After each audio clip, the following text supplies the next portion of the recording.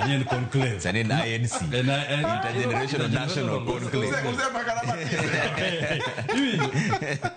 Ucha joma an gima nyisi Fred mokidwe ugo negrita ugo negrita ke gik miwacho gi ok ni government onge gi experts moge gi kata moloya ok anyalo wacho an expert nyane mangegi ma gima onge en political goodwill mar timo gi akoni sani Attorney General Dorcas Oduor Nyaluo enabo medo mention Dorcas nyaka chieng' chul jogi PS mar Interior mochung' ne chulo jogi en Raymond Omolo Jaluo yawuot Jaluo ang'wen mano ng'ad duong' gigi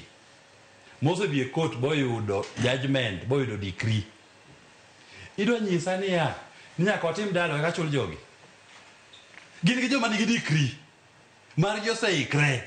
gidhi nyaka doto magi joma notim negi maundu 2008 ke katieko university ane matiko university badi kod gi kodo bwalo case bwalo nyaka sani pok ochulgi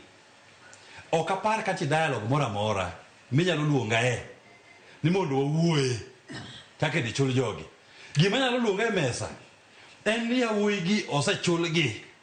kis gima notim negi ka gin 2008 imagine 2008 nyaka sani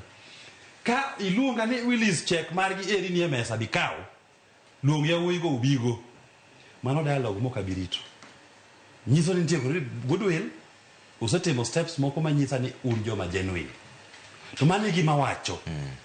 ni onge tiende udhi wuoyo gi ng'ato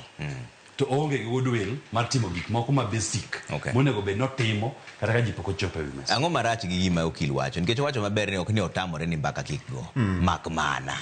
nyise ni nitiere gik moko achiel ariyo adek miyie timo kata un gi 10 point agenda pod waneno ka pod imako rowere pod inego gi ok wane kata ni jatelo oiro koro dhi ogone kata jopiny mos mologo agoge ogo mos omiyo jomoko chudo moro matin ere makosa man penjo no ber ing'eyo